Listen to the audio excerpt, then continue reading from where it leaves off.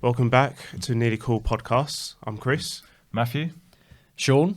Now, we're joined by Sean Barrett. He used to be part of Boosted, for those of you who don't know, which was quite a growing sensation on the YouTube channel, wasn't it?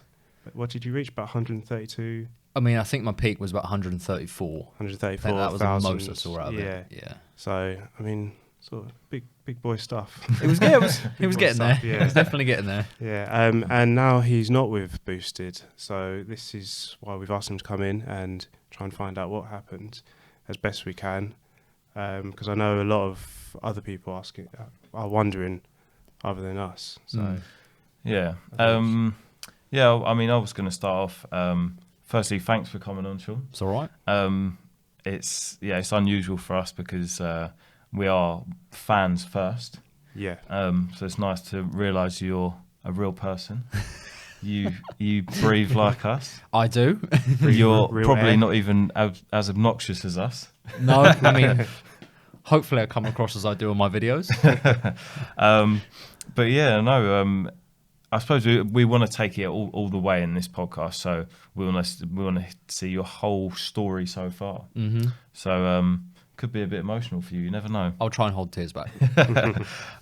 So can you first tell us if you remember when you first started on YouTube? So the Boosted channel began in 2014, November 21st actually. I think it was November 21st was my first ever upload on that channel. But it actually goes back 2 years prior. So I started making Minecraft videos in 2012, as you do, as a young aspiring kid. You want to, you want to be. It's a great game. You want to be a Minecraft YouTuber. That's just what you want to do with your life. So I don't understand it at all, but it's a great game. Yeah, no, yeah. I think I was just dabbling with YouTube. I saw loads of people doing it. How old was you then? I was. Let me think. Right, so in 2019 now. I was. Ding ding ding ding ding ding. That's supposed to be countdown, by the way. I think I was 14. 14. Okay. Yeah, I think I was 14. Okay. So that's when I first started properly. But yeah, 2014 was when I actually began my first ever video. Okay. Was it called Boosted then, or? So back then, if you're a real OG, you remember this, and if you do, then I need to give you a hug because only the real OGs remember this. My actual channel name prior to Boosted was All Boosted. Oh, okay. Don't know why I called it that. I think Boosted. I just tried to stand out a little bit and it didn't work. I changed it very shortly after. It sounded crap, so I was like, nah, I'm changing that. Right, okay. All Boosted. Yeah, All Boosted was the first ever proper name. Even though it was Minecraft videos. Yeah. So what did at that point? What did Boosted mean? So actually, it wasn't anything to do with a turbo at this point. No. So back in 2012, I actually was called. Obviously, this was prior to actually like really going like 100% on it. It was Flabberwookie. If you remember that, then like damn. The names are coming out now. Yeah, man. So Flabberwookie was like my alias on you know, you have an alias when you play games. Yeah. Flabberwookie was mine. I don't know where it came from. I think I was a massive Star Wars fan. Have to be, right. Sure. So that's obviously Flabberwookie Minecraft, and then I was like, I want to do cars, and I had to change my name. So All Boosted was the first ever name. Okay. So what was the motivation for you? Did it start as a hobby, or did you think you wanted this to become something at some point? Well, I mean, I always did watch other YouTubers, and I always I always wanted to do something like that because I've always been an entertainer. Like I've always just been a bit of a. Well, I like to think I try and be a bit of a comedic person, but it was actually to start off with. It was like a small competition between me and a few mates, and we just do you know, should we just make some YouTube videos or whatever? It's like during school when we talk about it. You started your gaming sort of channels literally, separately. So I started doing that, and then obviously they all just gave up because it's not for everyone. Yeah. But I was like, I actually quite like this, so I'm just going to carry on and see what happens. Cool. And that's how it properly started. So when does it turn from being Flabberwookie or whatever the name was, and All Boosted to then move into cars? So the first video I made was like a gaming video, but it was with cars. So it was with a game called BeamNG.drive. Yeah, heard of it. It's like a crash simulator, basically.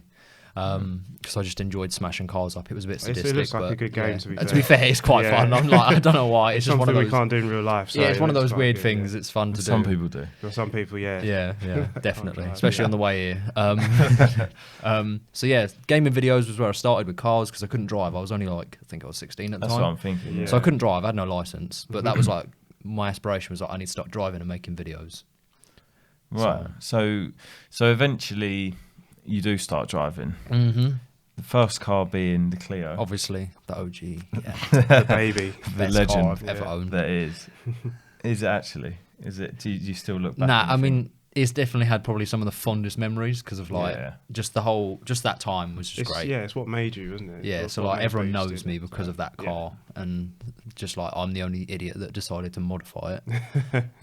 What litre was it? 1.6. I had to go for the 1.6 because I was like, Okay. I'm not getting a 1.2 Can't get the 1.2, or a 1.4. no. I need to go for the biggest, best. started well. Yeah. Yeah, man. Yeah. I mean, I think I started off with a 1 litre Same. Saxo. Yeah. I was a VW Polo. Yeah, so you done well. Oh yeah, I just tried to get the biggest litre for the insurance that I could afford. Yeah. So I was going to say, yeah. How was the insurance? it was actually not bad. So it was about 1850. With some right, really yeah. dodgy company that definitely wouldn't have paid out if it crashed. But I had a black box on it, of course. Mysteriously, that black box stopped working after 3 weeks. I don't know how that happened. I It was wonder why nothing that to is. do with me. Somebody wrapped it in tin foil. Yeah, or no, something. something happened with it, and it was weird. So that stopped working. So that was great. So I only had a black box for about 3 months, to be honest. So what? Who's your kind of? You're coming up, and you get a Clio, and now you're looking to do videos. Yeah. I try and think of who was around at that time. What sort of, were there YouTubers that kind of inspired you a bit? So, I mean, I'd always been inspired by like the Syndicate project. So Tom Syndicate, yeah. because that's Minecraft. He started on that as well, and then he went into vlogging and things. He seems like a real decent guy. But Yeah, I've met him at Goodwood Festival of Oh, Speed, okay, and yeah. like he's actually just the soundest guy. Mm. He's so down to earth. It's lovely. But he's always been a big inspiration. Black Panther Theo. okay. I Yeah. remember. Yeah, I Just still be- watch his videos now. Yeah, so do I. To be Yeah. honest, so do I. Yeah, he's good. He's just a funny guy, to be honest. Yeah. Met him a couple of times, and he's exactly as he portrays himself in the videos Okay, as yeah. well, which is really good. Mhm. But they're two inspirations, so not quite probably what everyone was like thinking. Yeah, because I was thinking sort of Jamie FYD. That's who was top of my list. I Yeah. think. Yeah. But So that's- I didn't really find out about Jamie FYD until after I'd started kind of like doing my own thing. okay. So like all the ones that are like big now, Yeah. I think they were coming up around the same So time around the or same just time, after yeah, me. yeah. So like I didn't Yeah. really look at them as an inspiration. I think we were Oh, all right. just grinding away, Together, yeah. doing our own thing. Yeah. Okay. And so with that, is there any YouTubers? Because everyone seems to think that all YouTubers like are part of some secret club or something. So is there any of them that you kind of talk to regularly or anything like that or not? So I speak to a few. I wouldn't say regularly because just life, you know. Yeah. I Gets in don't the know, way, but yeah. like the people that I speak to more often than others, like Tommy B70 and Y, Okay. just right. because I see him as like basically a version of me. We wondered this. Just because Yeah. he has the same style of video. Yeah. Yeah. And yeah, he's just like kind of another version of me, but obviously he's still doing bits. Yeah. Yeah. So, Yeah. you know, I look at him as someone that I'd actually like talk to as a person and not just like a YouTuber. YouTuber. Right. Yeah. Yeah. Oh, okay. So yeah, not quite. I mean, and so even during the times where you're hitting kind of like up to 134,000 subs and stuff, you still, it's in terms of like who you speak to on YouTube, there's not many as such. You're just on your own thing, grinding. Yeah, I mean, like, you know, when it came to like looking for advice and things like that, I'd normally just hit up anyone that was doing the same thing as me. Like, it doesn't really matter how many years they've been doing it or like what their subscriber count is Yeah. or whatever, because everyone goes through different So experiences. you never saw yourself as too good for anyone, which is No, not at all, good. really. Yeah. That's good. You kept your head. Yeah, Humble. yeah. We like a humble guy. So what I wonder is, so you kind of went from, so you're going from Minecraft then to car videos and then to actually having a car and doing more videos on that.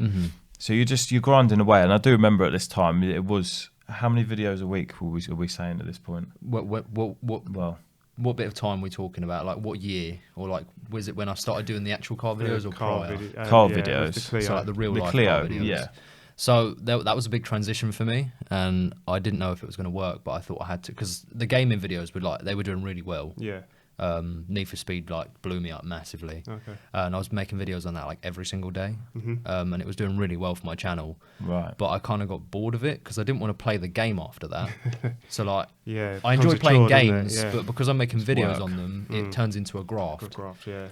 So I just kind of lost the interest for it. Yeah. And then obviously I had my car and I was like, why don't I just start making videos on my car, even though it's just a little, crap box, but still, I can make something out of it, I mean, right? it's what we've all done to our first cars, I think, isn't it? What, We sort of put an air filter on. Yeah, you have to. yeah, an you have exhaust to. on there, and then I think, you just went the extra and started just doing whatever you could to it, didn't you? Yeah, no, I literally just thought, I mean, I didn't think back then, like, I'm doing the typical first car stuff. I was like, No. I'm going to make this different. Yeah, This is yeah. going to be sick. But then I did this typical first car thing, like black out the grills and the Yeah, badges and things like that.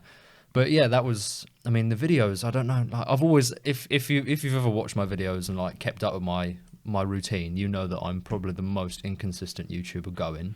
But I think to start with, you was really consistent. Yeah, I was. I mean, when I used to watch you, there was at least one video a week, wasn't there? Yeah, so Which is because I went from making a video a day on gaming, because it's Yeah. so easy. You just sit at home and you and just play, you play, switch on, and that's you, it. You go, Yeah. yeah. and then you just cut it down. Whereas when you go into real life stuff, it's you've got to make sure you have the time for it, make sure it's light outside, make sure you have the right spot, make sure you have stuff to talk about, things to do. There's so many things to take into account, and that was quite a shock. So it took me a while to get into that groove of making completely different style of video. Yeah, I can definitely imagine that. It's like even we recently just reviewed a car and we realised after we made quite a few significant mistakes. And like even when we're going out, we're thinking, it's like pitch black now. And like you look at the camera footage after and it's like really grainy and stuff. And you're like, So yeah, it must be difficult to go from sitting at home. And I used to do it as well. I used to do Call of Duty videos a long time ago. But it's like you can kind of, what's good. You find that you make a video, you upload it, and it's all in the comfort of your own home. And it always works as it's supposed to.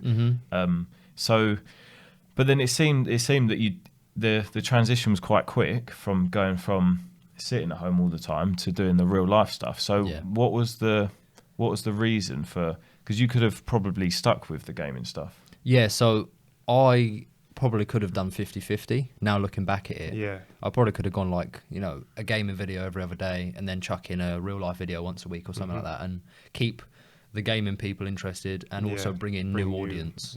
But because I was like, I need to be different and I need to like try and stand out from the gaming audience that I'm in, I just completely transitioned and stopped making gaming videos. And now looking back at it, I kind of regret it, to be honest, because like I could have easily made that work. I mean, you see people like PewDiePie and some of these other game like Tom YouTubers. Syndicate, as you mentioned. They're massive now, aren't they? He does a bit of both. He does both now, So he does his Life of Tom or whatever on the real life vlogging stuff. So we're switching over to real life stuff. So how do you remember vaguely how many subscribers you was on at that point? Oh, let me think. I want to say, because this was after the whole Need for Speed hit, and that was like that brought me up quite a lot, to be fair. I want to say around 40k maybe. Actually, maybe even less than that. I'm not really. Might have been 25k even. 25k. Yeah. But it's still kicked off quite well, hasn't it? At that point. Yeah. No. To be fair, I was quite surprised because I remember talking to my friends. I was like, this could flop. Like I could literally end my YouTube career right here. It's a risk. Yeah. You've got your game and subscribers and And I didn't really know if it was going to work or not, but I had to do it because I wasn't enjoying making my videos. And what's the point doing it otherwise? Right. Sure.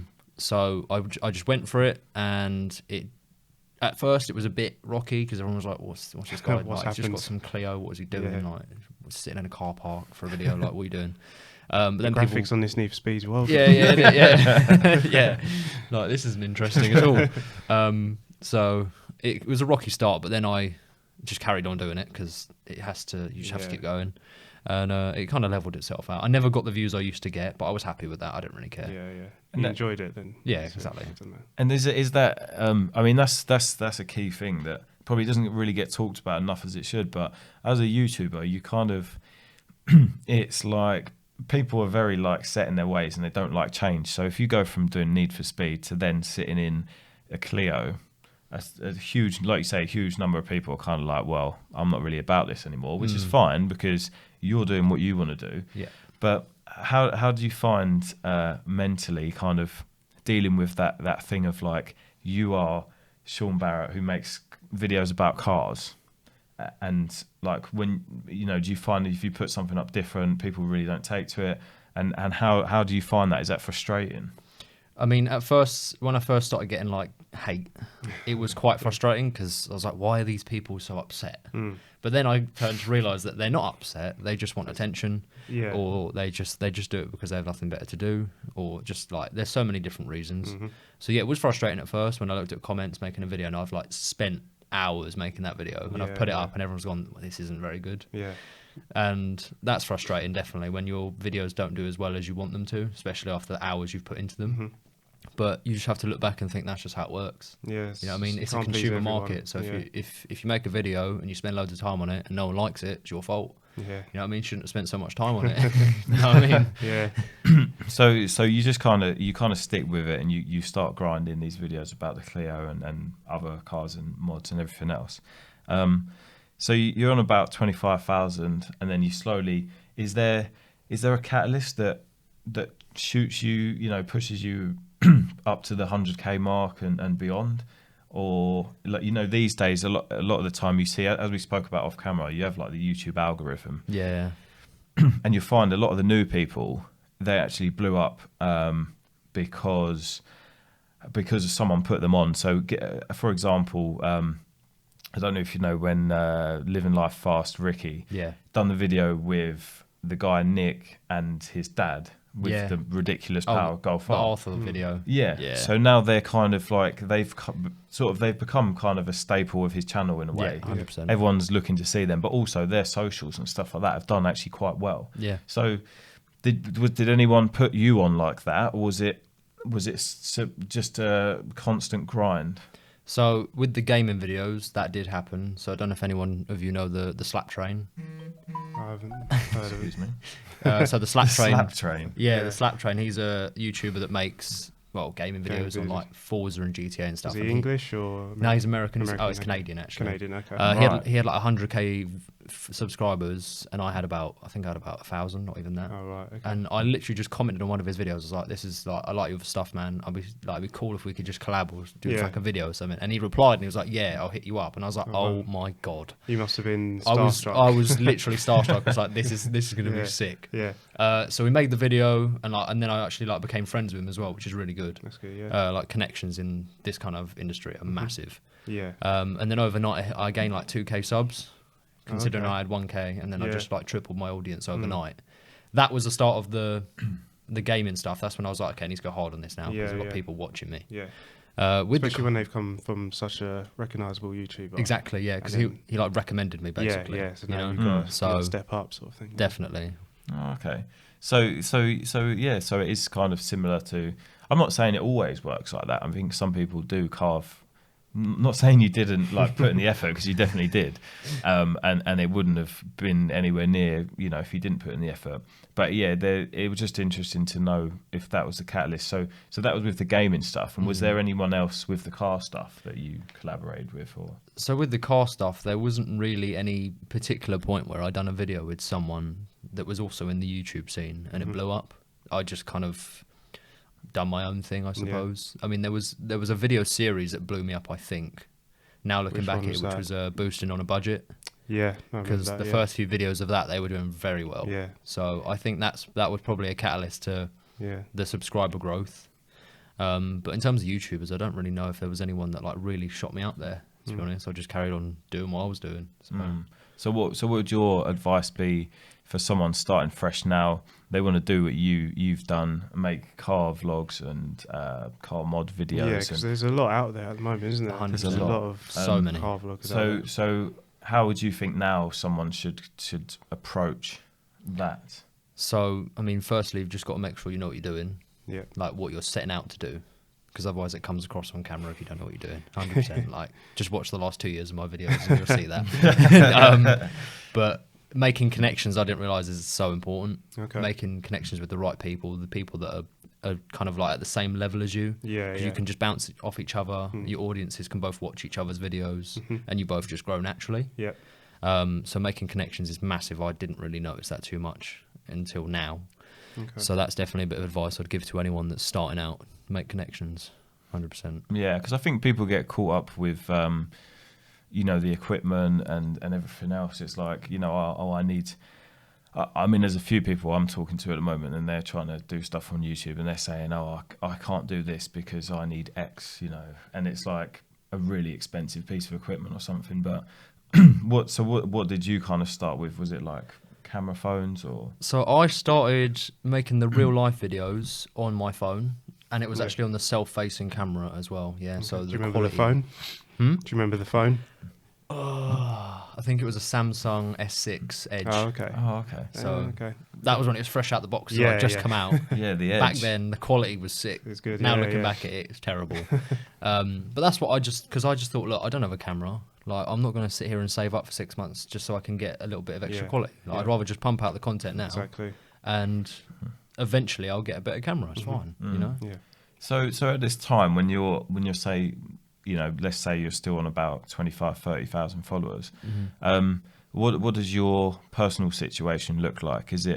Are you now doing this full time, or is it not that yet? What are you doing? Are you working or? So I was working not full time. I was working like part time because I just like when you have a car, you know how it goes. Yeah. You know, you need money to pay for your car. Exactly. Oh yeah. Let's get it off the drive. Yeah, yeah, literally. So you drive to the petrol station. So I was doing just like odd jobs part time, and then the YouTube back then, the ad revenue was actually not bad. Okay. Before that, this adpocalypse. Yeah, the adpocalypse, which everyone thinks is a myth. It's not. It really happened. Trust No, me. it happened. Loads of big It backers happened. pulled out, It and yeah. happened. So the ad revenue itself wasn't too bad. Like, especially for me, who was quite young, the money coming in, especially how it was coming in, just like you make a video and then PayPal's like, here you go. Yeah. So It's like really easy. surreal. It's Yeah. like, whoa, okay, like, Yeah. this is weird. So the money from that wasn't, it wasn't terrible. It was all right. It got me by. I wouldn't Yeah. say I was rich. I didn't save any. You of couldn't it. live off it. No, No. not as like now. I definitely couldn't live off of it. Like back No. then, I could because I had absolutely zero responsibilities. Yeah. Yeah. I had my car, but it was paid for because it was £700. Well, there you go. So my insurance was paying monthly, and that was about it really. To be Yeah. honest. So So what was it? Do you remember what your CPM was then? my CPM was probably Tough question. yeah. Now looking back at it, it fluctuated quite a lot. But I mean, it was I want to say like $3.50 per Okay. 1,000 views or something like that. But Yeah, I mean it's good. that's only, I never looked at it because I didn't really care about it. To Yeah, be honest, yeah. like the money that comes in, sweet. Like, I'm not sat there chasing it because then you start doing it for the wrong reason. Yeah. So after adpocalypse, what are Yeah. we looking at now? It was definitely under $1. Yeah. Like it's definitely, I didn't see that one. That was No. like 0.0 something. Yeah, it's crazy. And then after that, I was like, do you know what? I'm not going to rely on it to get money because No. it's if you rely on YouTube ad revenue to make a full-time living, you are in such a dangerous position. Yeah. Yeah. Because YouTube next day could die, and Yeah. then what have you got? What have you got? You know what I mean? Yeah. They bring out all these different regulations and laws for YouTube regulations that could completely ruin your channel, and then your ad revenue is zero, and you have no money. Yeah. Yeah, I mean, I remember not so long ago there was all this kind of change in copyright and stuff. Because you remember, I mean, you would remember back in the day, you could even use some copyrighted music, and you could do like a dance or something like that, and it tied in, and it was like your fans' rendition of that song. But now it's like you can even get your video stopped straight away Yeah. before Yeah. it's even Yeah, You they've can't really even cracked have down. music in the background nowadays. They've cracked down on that Yeah. big time. Yeah, all of that sort of stuff. Yeah. So yeah, you're kind of, so you're doing odd jobs here and there. You're getting a decent enough money, but then so you decide, is this where merchandise started? And Yeah, so that's when I decided, because I saw what other people do in merchandise, and I've always been a fan of having like my own clothes, just Yeah. because I think other brands charge like Oh just yeah. a And bit if you're gonna much. wear clothes, why not wear your own? So, Exactly. Yeah. So Makes sense. I just decided that it was probably a good idea that I try it. Started out with stickers because Okay. they're just Yeah. nice, simple, easy to Yeah, make, yeah. it easy was to good. send The out. logo, just the B logo. Yeah, the B logo, that was I don't know, and that was an error in my way, to be honest. I look at that logo now and I think I definitely didn't think of the long term, like, because I look at it and it's lopsided. It doesn't look good on a hoodie. It doesn't look good on a car because it has to be sideways to look good. But obviously that was what I came up with, and Yeah, I'd stick yeah. with it. So Yeah, and I think I think I've heard that being called a minimum viable product before. So it's just to get things started, and then from that you can improve. Mm-hmm. But so you've diversified with your income. Did you have any sort of sponsorship deals, or any brands pay you to do much? Or So you have the old ones here and there where you get an email and they're like, oh, can we pay you X amount to post a couple Instagram stories, or can you do a 30-second ad at the start of your video? But there wasn't really too much in terms of sponsorships back then. Like, I didn't get too much attention. Just because, I don't know, I suppose wasn't quite what they were looking for. Probably, Not sure, what they were advertising for. So that wasn't really up until like a couple years back when I was like really kicking things off with it. That's when I started getting people coming towards me and saying like, oh, we can do this and that for you. So which is useful anyway, because if you get bits done to your car and then you've got video out of it and stuff anyway. That's which is nice the best thing to ever happen. It's great. So, I mean, I want to talk to you about how, because there's this perception that once you start making it somewhere on YouTube and stuff, and I mean, everyone, as you know, is quite obsessive with numbers and Instagram and everything. It seems everyone's quite you fall into the trap, into the world, into the false world of the internet and everything else. So, but how during that come up? How did you find kind of being what they call a social influencer now, which is just so cringy? But was there any challenges there? I didn't really. Obviously, I was interested in the numbers because that's what you technically grow by. Like, that's just how it works. That's how you see how successful you're exactly. doing. So, Numbers. That's how you see it. But I tried my best not to pay attention to it. There was times where I would sit there and look at the views every video. Over 24 hours, I'd analyse them versus my last video, and I go, oh, what am I doing wrong? I need to really think about this. But it strips you away from why you do it. If you look at the numbers too much, and it's good to have a business mindset and a growing mindset. But if you look into it too much, it can actually damage your actual content. So it's kind of like a double-edged sword. It's good to look at it and keep a track on it, but don't look too much into it because they're just numbers. Like you say, they're kind of important in the sense of knowing that you're going in the right direction. But they shouldn't be the be-all and end-all. No, not at all. That's why, obviously, like, I don't want to fast-forward it, but now I'm on a lot less in terms of subscribers and views and things like that, but I feel just as boosted. I haven't changed, so that's why I'm not really that fast. and also with that, I suppose engagement is quite much more a crucial thing, because when you do get that engagement with someone, and then eventually like you bring out your new clothes and stuff like that, then that's what's going to make the difference to your life, is someone actually purchases your product, as opposed to, there's a lot of people that get this they might be put on by someone, they make a windfall of like followers, but then these people, they almost haven't bought those people's respect yet, and so I think with yours, it seems that from the start it was always very personal and very transparent. And I think that's, I mean, again, I don't want to skip forward either, but post what happened and the changes, I think that's why some people have come back, because you've provided so much value to them already. Well, that's what I'd like to hope so anyway. That's what I'd like to hope so. Definitely. Not to big you up too much. Hopefully there's not just loads of haters that have gone, oh, he's on another channel. Let's go and hate on that one. True. Don't bring him over here. There's no doubt it's those people as well. I strongly believe that. But did you have any issues like on that come up from sort of 30k onwards? Did you have any issues like when you met people in real life? Did you meet the haters?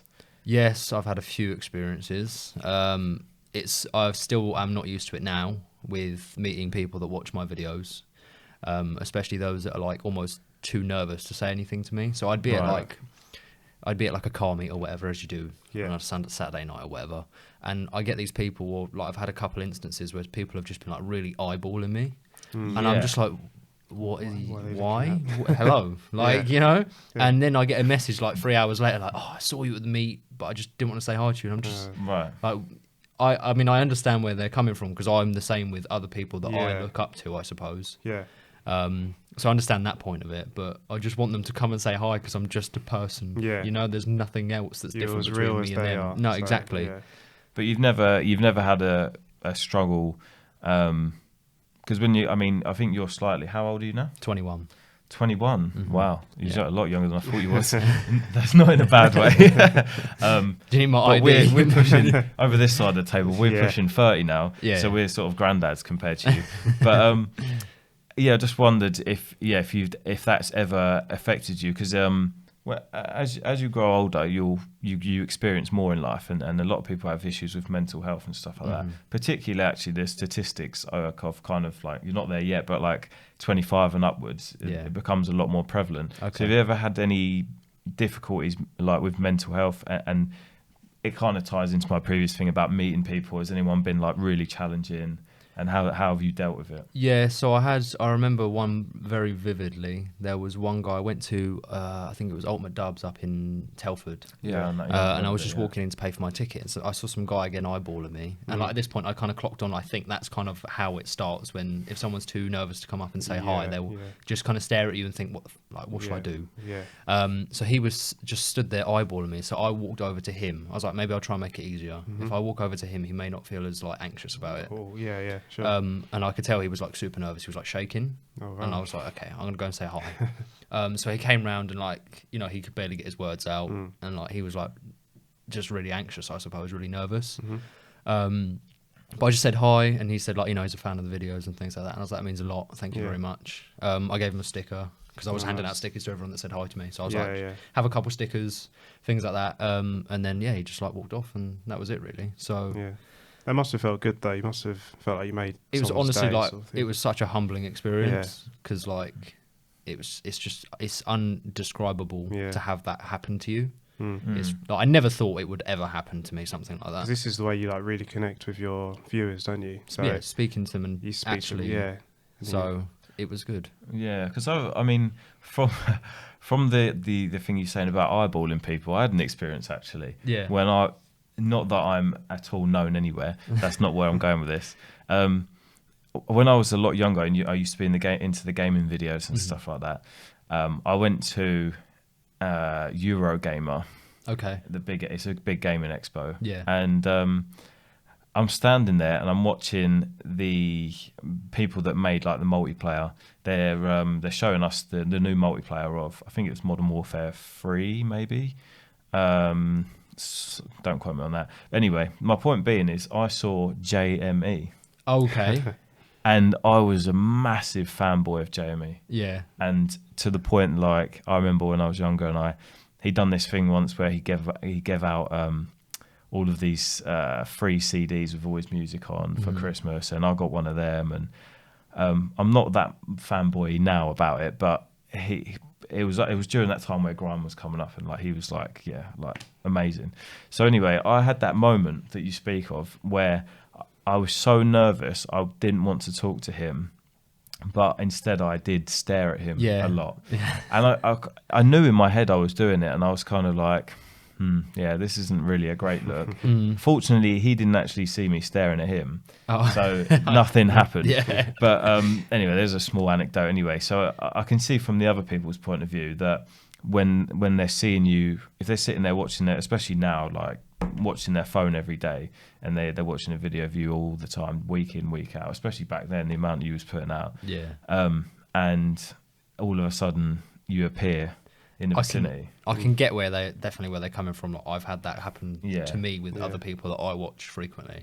So, but has anyone ever been like aggressive or anything like that? So I had one very interesting experience again at a car event. It's always at car events. I always find the people that don't like me. But there was one I was just driving past. I think I had my MX-5 at the time, and he literally just shouted, like he was walking past and I was driving past, I had my window down, and he shouted at me, he's like, your videos are shit. And I stopped and I was like, what did you say? Because like, I was going to ignore it, but I was like, I just want to see what he says. Like I just want to see if he's going to back it up. So I stopped and I like reversed up. I was like, what did you say to me? Not like an aggressive way. I was just like, did you mean that? Or are you just like shouting rubbish, trying to big it up to your mates, or what are you trying to do? And he was like, oh no, I'm sorry. My mate told me to do it. I actually really like your videos. And I was like, why would you say that then? Like, I don't understand it. I think it's because it's like, it's almost cool to be mean to people that are doing things, trying to do something for themselves. Exactly. So I think that's where it came from. And after that, I was just like, what is the point? Yeah. Like, I don't get it. So have you ever struggled with like the spotlight? I mean, yeah, there have been times where I've been put on the spot by, certain people or companies or whatever. Like I've had to do, what was it? I had to do a video for I don't know if you remember a bath and the 124 Spider. I made a video for them. Yeah, I vaguely remember that. Yeah, That was like a big experience for me because that was the first proper car review I've done on like a dealership car, like Nice a demo car car. as well. Yeah, Yeah. a bloody lovely car. Yeah. But that because it was so official, I like really tried to step up to my mark because it wasn't just me messing around in my car park with my car anymore. You got This this is like company watching you now. you're insured, you're driving this company's demo car, it's worth like 30 grand, don't crash it, Yeah. and try and make it sound interesting. And how old were you at the time? I was 19, I think, wow. So maybe. 19 driving, what are they about? Or maybe I might have even been 18 at the time. About 250 brakes, something like that? They're about 200 brake. The only reason I could drive that is because it was the Abarth engine's a 1.4 turbo. Oh, right. Yeah. Turbos. So I was actually allowed to drive it. Oh, okay. Yeah. So, but yeah, that's the time where a spotlight is like kind of, it's actually made me realise like, okay, I need to actually think about what I'm doing now. Yeah. I can't just mess about. Yeah. But from what you're saying, it doesn't seem that you've had any. It's not really phased you being, having to stick to a schedule, being accountable to people and stuff like that. You've never felt like a real issue with that. It's never got you down or anything like that, or has it? Not really, to be honest. Just because I think I don't look too much into it. Whatever happens, and that's how life works. So, if something bad happens to you, then you've got to just pick yourself up and carry deal on, with it, as hard as it may be. Actually. So I just dealt with it as it came, really. Whatever challenge I faced, I just tried to find a way of dealing with it. Okay, so as you grow and you're heading towards the 100k mark, is that a silver plaque on YouTube now? Yeah. Is So it now, still one? yeah, it's still a silver plaque. Right. Still, it's just. Have you got it still? I have you get got it one? still. Oh, I love Yep, it. I've still got mine. I will say as well, not to put any of you down that are about to hit 100k or have hit 100k, but the original one's much better because it comes in a nice glass box and like it's heavy as well. And then you get that signed letter from the CEO of YouTube, and it's all official. It's lovely. Yeah. But so now it's not as good. Is that what Now you're saying? it just doesn't. I don't know. It might be just me. I don't know why, but it just doesn't seem as interesting because it's just a bit of like. It's just like one bit of. I don't even know if it's glass. It might just be tempered plastic. And the play button is like ingressed into it instead of my one where the play button is actually like stuck onto it. So they've cut some corners there. I think so. I feel like they It's made them watered look down cheaper. now. Yeah. Because you've got the likes of PewDiePie. I think I saw a He's brief making glimpse. his own plaques now, isn't he? Well, Amount of subscribers. Yeah, I was about to say I they've saw kind of the stopped recent making one. them for him, isn't Yeah. they? Yeah. No, I think for the 100 mil, I saw a brief clip of it. I haven't looked into it yet, but I think for the 100 mil, they've given him like one that's got like it looks like a big ruby in the middle. It looks like a ruby, probably not, probably red glass, but it looks Yeah, I was about to say, really good. But anyway, besides the plaques, so when you hit that sort of 100k, and you've still got good CPM, right? Well, This is pre-apocalypse. it's average. It's okay. Okay. Yeah. So, I mean, it's up to you whether you tell us. So how much are you earning? Or if you don't want to tell us that, what does that afford you in life at that point? So that was, say, like 100k mark. That's when I was just going mad with cars as well. That's when I was just like, I want this and that. And I can't afford any of them, but I want them. But it was earning me enough to like, again, just live. And like, it wasn't a crazy amount. I had none saved up. I wasn't able to save any of it up because you don't earn as much as people think you do. Yeah. Unless you're massive. Yeah. Or unless you get those big brand deals. The ad revenue alone and it always has not been as much as people think it is. So that was a shock to myself as well because I thought, I'm getting loads of views. I'm gonna I'm gonna get paid well this month, and it's like, oh, well, thanks YouTube, because they take most of it. But yeah, no, I was living all right. Especially Was it in that time. was it enough to say pay for your lunches? Yeah, every no, day? it was Something like yeah, that. yeah. Just trying to get some sort of we need scale some of how context. So how much. Yeah, I mean, if I can remember what car I was in back then, 100k mark. That's probably when I had I want to say it's when I had the MX-5, maybe, because I had that for a little while, to be fair. But I mean, I was still doing like cheap mods to it. So Yeah, it's not yeah. like I had loads of it. You know, I couldn't afford a turbo kit. I couldn't afford nice coilovers or nice wheels or anything like that. Yeah. So hopefully that gives you a bit of context as to how much it was. Okay. Like I don't remember myself personally how much it actually was. Yeah, yeah. So And at that point, are you working just on videos for YouTube? You're not doing little odd jobs still and stuff? yeah, so it was mainly just the videos on YouTube and where and as. So say if I had like a bad month, that was like when I'd try and work a bit more part-time or Yeah. pick up a Okay. job or something like that. And Okay. that kind of, looking back at it now, it kind of ruined me in the long run because my CV history looks awful. Like Oh, literally, it's right, like job, yeah. no job, job, Yeah. no job. That's true. It must be really difficult, actually. Yeah, That's a lot of yeah. stress for you as well at a young age. You're not Yeah. really sure if this month's going to be a good month or next month. And But then that's you know that's That's- what I that's the realised risk you about take, yeah. ad revenue. It's like you can't rely on it. So that's Yeah. when I just stopped relying on it altogether.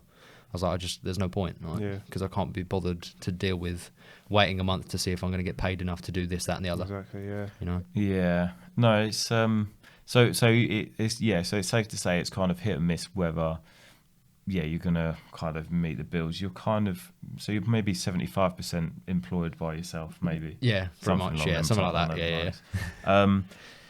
So cars, Interesting subject. Yeah. interesting subject. That's So why we're all here. that's why we're here. So I want to know more, particularly first. I'm very interested to know more about the Audi S3 situation. Oh, okay. Yeah. Yeah, because I think when I remember watching the videos, it was like, okay, I'm getting the old Audi S3, Yeah. and then you had straight away. It seems you had that problem where the clutch pedal snaps, Yeah, that happened. which happens to loads of people. Yeah. Which is unfortunate because I really like those cars. I really liked it as well. So then you get really stressed, and so I'm going to tell you what I think happened. Absolutely, and then go you for it. can Yeah, correct. no, go for it. So then you got quite stressed and thought, I need something reliable. This is a pain in the neck. So you go and finance an Audi S3, pretty new, 2015. a few years old maybe, A few years old. And then next video, it's like, oh no, I've made a mistake. I don't want the S3 anymore. So fill in the gaps. So the Mark 1 Audi S3 I bought, I've always liked them cars. So Yeah, I that's picked one cool. up. I paid a bit too much for it, not gonna lie. I think it was after about 3 days or no, it was about 5 days or so. Clutch pedal snapped on the way to somewhere. Had to get recovered. Took 8 hours to get recovered from home. That was not a very good experience for a new car. No. So How after long that, how long after did you buy the car that happened? 5 days. Right, so Yeah. The rest of the car was spot on, Yeah. but it's just apparently it's a common problem. The weld snap on the pedal and Yeah. it just goes Yeah. straight through and you can't use it. yeah. So I mean, I didn't know about that, but I definitely found out about it. You do now. So yeah, we managed to get it recovered home. I left it. I bought the part for it as well, and then I got my friend to fix it for me because obviously, as you know, I'm incapable when it comes to mechanics. So I just stood there and was like, "Do you want a tea or a coffee?" Yeah. And I'm like, "You're right." How can I help? So he fixed it for me. So shout out to Shane. Thank you very much. And the car was fixed. It was done. Yeah. I could drive it again, Mhm. but because I'm very impulsive, I panic bought somehow a near 30 grand car Right. Right. because again, like you said, it was the reliability. I was like, I don't want this happening again. You know, old So cars. had you sold cut it you before deep. you? It did. It cut me deep for the silly little thing it was. I really overthought it, and I was like, I need a reliable car now. That's it. So Had you sold the older S3? no, I still had You it still when I had bought it? the new one. Yeah, so I Wow, had two okay. S3s at one point. And it was like a couple of days before that I actually had the MX-5, so I nearly had three cars. 3 cars altogether. Yeah. Bear in mind I don't have a driving space or anything like that, so I don't know. I just parked them wherever I could. Yeah. But I went to my local Audi dealership, and I'm not going to say it's the salesman's fault, but they're very good at what they do. Well, they're paid. They are paid to do this exactly all what they day, did to every me. day, Yeah. I done it out of my own choice. I'm not saying they forced me into it. Okay, it wasn't under duress or anything. Yeah. I did make that decision myself, but they definitely helped. So did you walk in there with the idea, I'm buying an S3 today? I walked in there with the idea of I'm buying an S3. To be Right, fair, okay. so obviously they were like sharks in a pool. Yeah. Like, they were like, yeah, we're gonna get him. We're Yeah. gonna get some nice commission today. All fighting each other out of the way. Literally, I'm yeah. sure. So eventually I signed it over. I was paying an astronomical monthly fee, like something like nearly £400-500 a month for a car. Yeah. For an S3, it's a bit of a... It's a lot. steep. For any car, even now, that's a lot for a car. Well, of course, yeah. Insurance is like £2,500, so that's like another £200 a month. So it's like nearly £600-700 a month for this car. Yeah. Right. And obviously, as soon as I got it, I was like, this is expensive. Like, this is really like... When you saw that direct debit come out, when you're it, like, yeah. wow. It's fine after it's fine for the first day of having it because the direct debit don't come out, and then it comes out after like a week, and you're like, oh, I'm broke. Yeah. I have no money. But I was like, I'm still going to try and make it work. It's fine. It's cool. I'll get another job. I'll try and make ends meet. It's fine. Don't worry. So can I ask, when you bought this new S3, Yeah. did you have in your mind? Did you have any idea that you're going to work this with the boosted channel? Yeah, so I had an idea of just driving it around, doing cool videos. Because it was when I was watching probably like Paul Wallace, where he had newer cars and he made it work. He did, yeah. And he's from the same area as me. And I was like, I could probably try and do something like that. Yeah. I didn't think about the aspect of all of my viewers cannot afford an S3, so they don't want to watch videos of an S3. Yeah, because I suppose you was relatable by doing all this stuff to your own car and everything. Right. Yeah. And then now you're up there with sort of Paul Wallace, you know. It's completely. They're probably like a 30 grand car, 25. Yeah, so it's like a completely different audience that I was trying to tap into that I did not have. So as I said, because it was a panic buy, I definitely didn't think about that at all. I just wanted a new car, especially when I sat in it. I was like, I'm having this car. Yeah. I mean, I've sat in one. It's nice. It's a nice place to be. Yeah. And then the whole situation with like the modified exhaust. Which to this day still is true. People say it's not true, and it's like my reasoning for getting rid of it. Yeah. Oh, so just to clarify, so I believe you found out that it had a mod exhaust already, but that was never specified in the spec, and that was actually what I used to give it back after I realised I couldn't afford it. So do you think if that wasn't the case, you probably would still I would be financially ruined, basically. Like because I would have had to keep it, and I wouldn't have been able to afford it. I probably would have had to declare bankruptcy or something. But did they just get rid of it? Yeah. Was you just outside of the consumer rights 2 weeks? 14 days. So it was on the 14th day I gave them the letter. Oh, okay. So they didn't like that letter at all either, because it definitely stirred up a storm up in the head office. But like to clarify, because everyone always especially when the video came out, everyone was like, "Oh, you're lying. That's not true. There's no way that's happened." But I have proof from people. The previous owner got it modified at a place called EMP Performance, and he showed me a picture of it on the ramp, getting the resonator taken out of it. And I was like, well, that's pretty good proof, to be fair. So I sent that into my local technician who actually used to work there. I won't name him because lawsuits. Yeah, sure. And he used to work there, and he was like, okay, what I'm going to do is I'm going to compare it with a standard S3, and if it is modified, I'll send you 2 pictures. He sent me 2 pictures. One of them had a resonator. The other one had a straight bit of pipe. Yeah. And I was like, well, if there is any evidence, that is my evidence. Because as you could tell, I hadn't done anything to the car yet. No. People thought I got it modified at Artec, but if you look at the video, I didn't get it modified. And in the video, if you look closely, you can actually see the res deletes already happen when I was driving it in.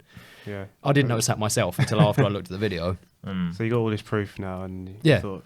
So how did you... So you wanted to get out of the contract anyway. Was you looking for ways to get out, or did you just sort of stumble and thought... So I was looking for a way to get out of the contract. This was my first finance deal, so obviously it was very new to me. I didn't know how it all worked. But what I realised is they technically missold me a car because it's not as described on the sheet of you signing that piece of paper. Yeah. Even though it was minor, it's still mis-selling me a car. Yeah. So I was just within my 2-week right to return it. For you can return it for like literally no reason anyway.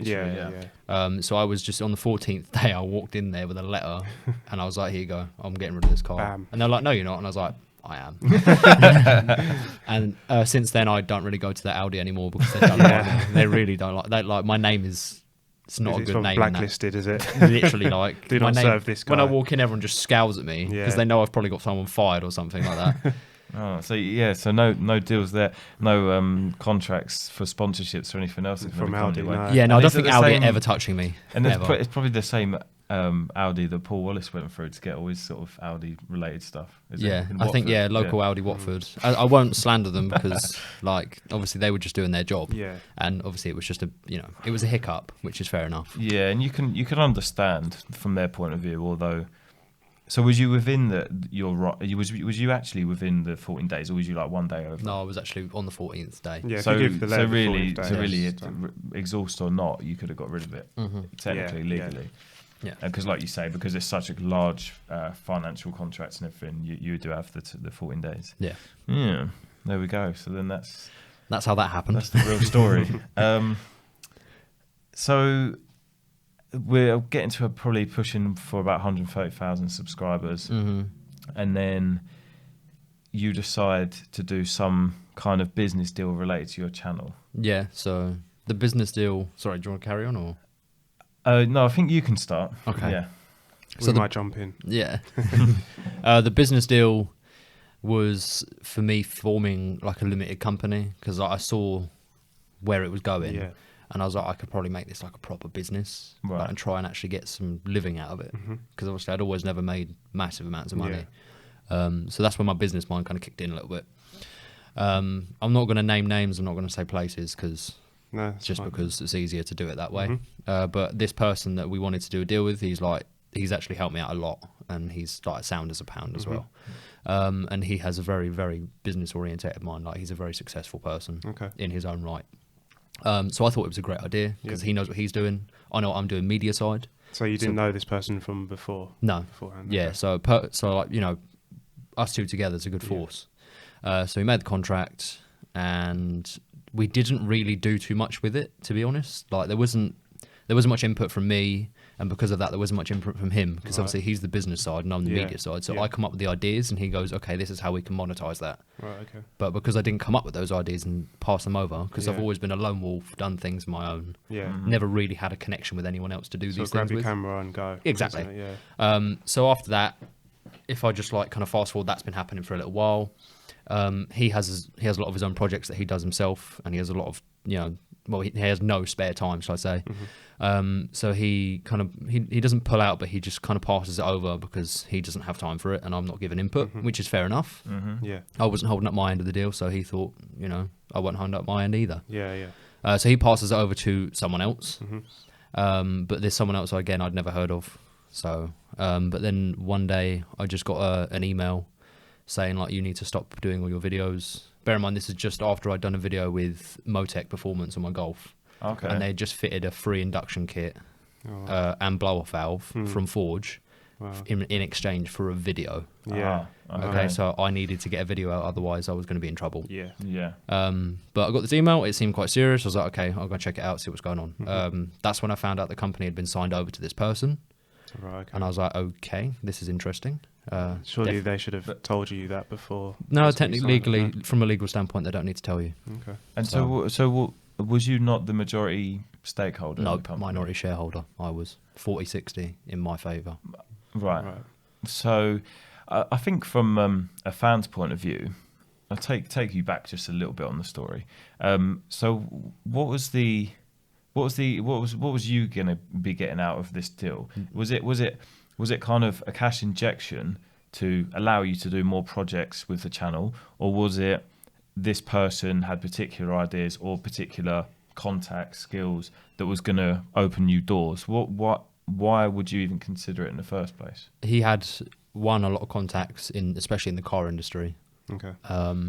And two, he was saying, well, he was willing to put in the money, and he was willing to put in the funds to make me do what I could do properly. Yeah. So obviously it seemed like a great idea. That is that's You a know, great deal. And that's isn't and is that why he takes the majority stake? Ideally, yes, because obviously if he's inputting cash, He's got the risk. he's got the risk of losing. So obviously Right. he has to be the majority shareholder, and I have to be the minority shareholder. So that's why it was, looking back at it now, it's probably the biggest mistake I've ever made in my life, like legit. Just because it's like, why would you do that? Like, it doesn't matter who it is. Why would you take less of a stake Yeah. in Yeah, your because I own think that's thing? what the focus is of the fans. But that's why I kind of made it, kind of said it as, you know, did you get cash for it and stuff like that. Not that it's like you just took the bag and you was, you know, you was going to run away and Of go to course, yeah, Vegas. yeah. But it's that money could have set you up to do a lot more, Yeah. you know, whatever it might be. You could have wrapped your car or, you know, whatever it may have been. So I think from the fans' point of view, especially when I saw the comments and stuff at the time, people were just kind of like you said, they were kind of like, well, why would you ever give over the majority? And it's like, well, like you say, you were trying to think as a business person, and you were trying to push it into the next, like pushing it up to the next level, or next level. So yeah, I can see that, but I can see that in hindsight, you would think, yeah, I should have kept control. 100%, because it is, at the end of the day, it's my thing. Yeah. I birthed it. Like, I worked you. on it for years. So for me to take a minority shareholder in it, bit of a silly idea, to be honest. Doesn't matter who it is or what they're offering you. If you take less of a stake, you're always at a disadvantage. Yeah, because you could have, realistically, if I suppose if someone was that interested, they could take the minority and still give you the money. Yeah, you maybe, could do like 51.49. Yeah, things like that. I can see both sides basically. That person, depending on how much it was and everything else, they might have thought, well, no, of course not. I'm a business person. I wouldn't take the minority share. But anyway, so that situation. So how does that progress? So it hands over to somebody else who's not the main person, and then where do we go? What happens from there? So I have this meeting with this person. It's the first time I've ever met them. So it's so all your back's up already. 100%. Because if they send you an email saying you need to stop making videos, and it's the only thing I do, and I don't know who they are. My back's going to be up. Who are you? Basically. Who are you telling me? So we had a conversation and a meeting, and essentially we left that meeting agreeing to try and work together to make it work. Okay. So that's what we tried to do. But because I am a lone wolf, it's very hard for me to adapt to answering to someone for my own videos that I make. So it was quite a difficult situation to be in, something that I've never experienced and I never want to experience ever again, answering to someone to make your own content.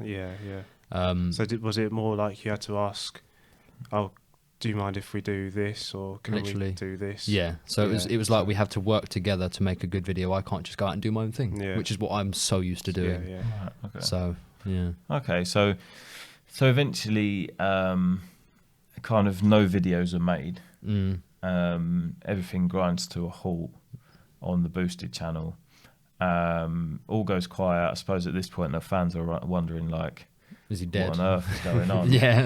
And then you make the video explaining as well as you can what's happened, and then it brings us to you start your new channel, and then I think we're going to hand over to Chris for this bit in a minute. Because we're going to sort of talk about the present. Because we're going into the present. So, but anyway, so you set up your new channel. New clothing brand, but I think Chris is going to tackle this bit. I mean, just before we go into the present and the future, so the channel's called Boosted when you started, and you never boosted the Clio. I know. I made a video talking about it. I know, I remember the video. But that's all I ever did. I talked about it. I looked into it, I won't lie, but it was not worth the money to put into turboing a Clio. Right, it's imagine. But that's why when I got the Cupra, and as you know, it broke down 3 weeks later and I had to sell it, or actually return it, I was so avid on getting a boosted car because my name was boosted. I'm so glad that to be honest, I'm glad that I don't have that name over my head now, because I don't have to have a boosted car. I mean, there's plenty of V6s, V8s out there, exactly, aspirated cars. So I think before you carry on, I think I'll just find these questions.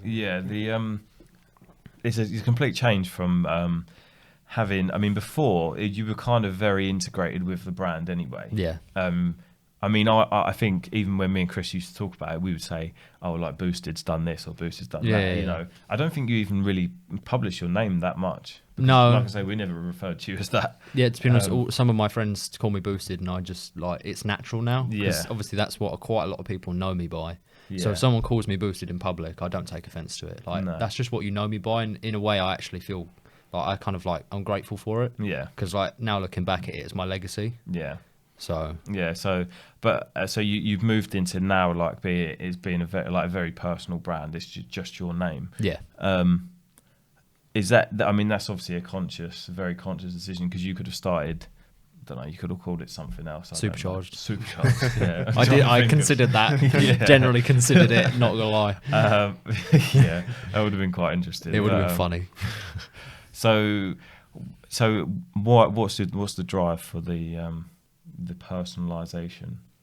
What, just making it like my name? Yeah. I think it's the easiest way to go about YouTube, if I'm honest, with anyone that wants to make a channel. If you just make it your name, that's your identification, because that's your name. Yeah.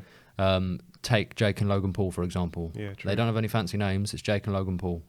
And they have made their statement from their own names. And that means that they will forever be known as their own names. Yeah. You're not disconnected from yourself as a brand. You know, Yeah. so I mean, I don't know. There's so many examples out on YouTube. Like, you know the person on the channel, but you don't know their name. So if you ever saw them in person, you wouldn't know what to call them. Yeah, like, and there's no personal connection there. Yeah. Yeah. Whereas if you call it your name, there's a personal connection. Okay. Are you? Yeah. Already. I just need you to do your thing on there. All right. Cool. So I'm going to ask some questions about just the present and the future. Mm-hmm. We touched on the past. So the present. Where is my question gone? It's lost somewhere. Yeah. Are you sort of any way, shape or form attached to Boosted, or is that it's done? So from a legal standpoint, it's done. I'm not Okay. attached in any way, shape or form. Nothing at No, all. nothing at all. Okay. Brilliant. That's the first question. Simple. Yeah, no, that's fair enough. Yeah, Nice, fair clean go. cut, That's you know. yeah, I just wanted to sort of know that. So I think you discussed some of your regrets with Boosted, but you must have learned quite a bit from that now. Oh, yeah, So 100%. with the channel Sean Barrett, Mm-hmm. what do you see sort of going forward?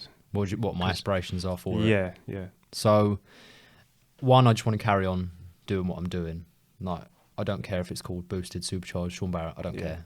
I'll just carry on making videos because it's something that I think, I'm not going to blow my own trumpet, but I think I'm quite good at now. yeah. Compared to every other thing that I do, because I can't seem to do anything else right. No, So making videos might be one everything of you touch blows up. literally, yeah, or I have to return it. So making videos is something that I'm quite passionate about, and I think I know how to do now. Hopefully, Yeah.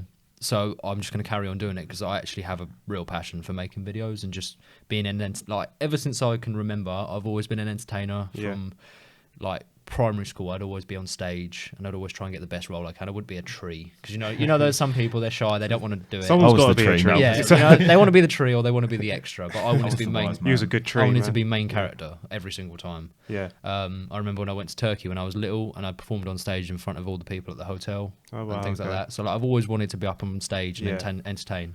So Okay. YouTube was my avenue. Yeah, to do that. Yeah, sure. It's just through a slightly more digital complex. Yeah, So it's not going to stop me. that's Like, brilliant. that's just what I'm going to carry on doing because that's what I love. Cool. And would you would you collab with anyone? Because I don't think, have you ever collabed in one of your videos? So I have collabed with a couple people, namely A. Ellis on YouTube. Oh yeah, he's yeah, from Birmingham. Yeah. I still watch his videos actually. Yeah, Yeah, he's no, he's still good. cracking it He's on. good, He's still yeah. going for it, man. I mean, he's Yeah. a family man, and he's Yeah, he's that's what bought I mean. the, He's doing well. Audi now, isn't he? Yeah. So we done the video when I had my S3 and he wanted to race me in the Cupra. Right. Okay. Obviously we only got up to 70. Obviously. Yeah, no, that's otherwise there's no point, is there? Was that in that was in Mexico, wasn't it? Yeah, no, we always find little strips of Mexico That's in it. Hertfordshire. It's really weird. Yeah. But yeah, I've done one with A. Ellis, and to be honest, as far as collaborations go, that's about as far as it went. Do you not reach out to anyone then? It's hard because now at the stage I'm at, not having the big numbers, unfortunately, people don't see the value in Oh, okay. having me on there. There are some that have still stuck by me. For example, Ricky Living Life Fast. Oh, okay. Yeah. We converse quite a lot because he used to call me up a couple of times and just say like, how'd you go about, like making videos, making time for life and things like that. Mm-hmm. So we always had chats about how we can go about things like that, which was, to me, was amazing because I was Yeah. like, this guy, He's probably would you say the biggest he's right now? the biggest car channel out Yeah. there right now. Yeah. I'd say he's on top of everyone. I'd say. Yeah, I'd Videos. say so. Yeah. I'd say in terms of quality and nearly numbers, but I think in numbers, the likes of Paul Wallace and Of Seen Through course. Glass, But they've been Yeah. on the scene. but they're very they're very different. I think Ricky's more like they're a bit more tame. He's for the scene, whereas I think they're more like the other guys are polished more and like they're for the dealers, and, for the people dealers that and have the new car releases. And, Yeah. But So in terms of the scene, I'd say Ricky's number one. Yeah. yeah, he's I smashing think it. So, yeah. So for him to call me up and Yeah, say like, but that's "Oh, quite how do I surreal. do this and that?" I was like, "Put me on the spot here, mate. Like, don't want to give you the wrong information." Yeah. But he's always said like, "Look, if you want to do a video or whatever, just let me know and we'll hook it up." Brilliant. And like, even after everything that's happened, he still sticks by me, That's good. which is amazing. That just sort of proves how much of a good guy He's a he loyal is. guy, clearly, like, and he knows the struggle as well. Yeah. Yeah. So- yeah. Oh wow. Okay.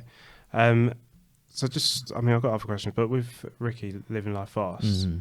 would you do a video with him? Because that could be quite a turning point for you, couldn't it? So if you wanted to when- carry on with the Sean Barrett. when it comes to collaborations, I want to make sure, because I've done it before and I've Yeah. learned, this is actually a thing I learned from Boosted. I want to make sure my channel's at a good standpoint so that if I make a collaboration with Ricky, for example, Right, and I know that hundreds of thousands of people are going to watch that video, Yeah. I want to make sure that when they click on my link and come over to my channel, they don't go, well, this is a bit dead. Yeah. I want to make sure they come over and go, oh, he's uploading once or twice a week. You know, Yeah. his content's good, his quality's good, he's like energetic and things like that. If I make a video once a month and they come over and they're going to go, well, it's just going to make me look bad, if anything. Yeah. You know? True. So Very that's true. why I'm holding back on the collaborations until I sort myself out Yeah. in terms of quality of video. So, but once I'm up there, I'm hoping we can cook something up and we can do a good video. That'd be great. Yeah, it'll be really good. Yeah. I noticed, I think it was on your Instagram, you put a story saying that you're trying to sell the GT86 now. Yeah, so another car's gone. Yeah, number 13 at the moment. What have you broken on it? Nothing's broken. What's It's gone actually, bang? honestly, it's been fine.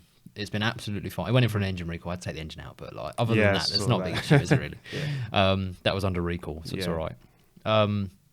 Basically, I didn't realise this before buying the car, the modifications for a GT86 BLZ FRS Yeah. are astronomical. Like, Oh, right. because it's an American scene that they use them in, you don't see many over here. And if you do, they're standard. Yeah. The prices of parts, unless you import them from America or Japan, prices over here are nuts. Oh, are they? So my paycheck does not clear what I want. Yeah, sure. So, I mean, I'm paying all right in terms of the car itself monthly because Yeah. I got a good rate on it. You go, yeah.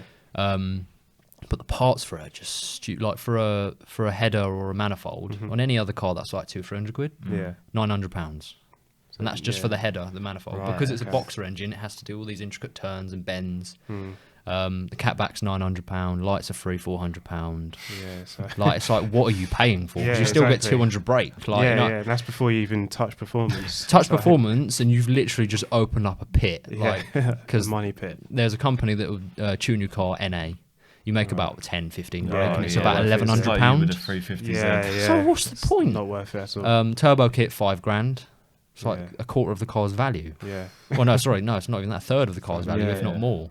Yeah. So that's the point I'm at now, because I'm at the point where like anything I buy for it has to be expensive, Mm-hmm. and I'm not going to like sugarcoat it. I can't afford it. No, I mean, I you're a real guy. You're a real working guy like us. Exactly, like I can't We afford haven't got stupid this. things. The You real know? world. Yeah, Sean. literally, man, it's hard. You know, I don't just go phone up a company and go, "Hi, yeah, I need this part. Yeah. Can we hook up a video Can and we I'll do a just get it video done." and I'm unboosted. Yeah, try and go. car, under- please. Yeah, literally. And they'll go, "Yeah, didn't that channel die years ago?" no, I'm still here. Yeah. But yeah, so that's why I'm looking to get rid of it. It's not set in stone yet. I'm Okay. still conferring with people that, you know, how to go about it. But Yeah. the next car that I get, if I get it, should be a little bit more easy on my bank account. Not in terms of, it may not look that much when you see it, because Yeah, it's yeah. like that's definitely more expensive. Oh, so than have you it- got something okay. in mind? Yeah, no, I've got it set in stone. Okay. It's just a case of if I can get it. If you can Insurance is cleared, tax Right. is like, it's all ready to go. It's just, Yeah. can I get it? Right. That'll be interesting to see. Yeah, well, hopefully it happens, because it will be quite an interesting, definitely something that not many people have done, Oh, which okay. is weird because I don't know why no one's tapped into it yet. It's weird. So see how it goes. Okay. Mm. Yeah, I'm It does make me. intrigued now. Yeah, but everyone's always intrigued about my cars, and then I buy them, and they're like, "What?" So and then the pedal snaps in like yeah, first 5 days. and then I sell it and It's buy oh, like a okay. much newer version of it or something. Yeah. I found it quite funny actually watching your GT86 videos, because you just like, it's like you.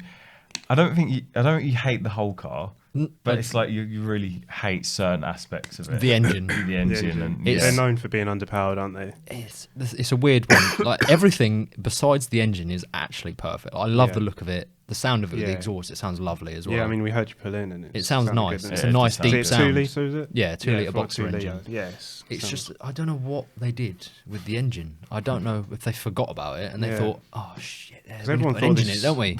And they just whacked one in there and that was it. Everyone thought this was going to be sort of the next Supra, didn't they? Yeah, because it's supposed to be a baby Supra basically, but there's no turbo, no supercharged. nothing. No.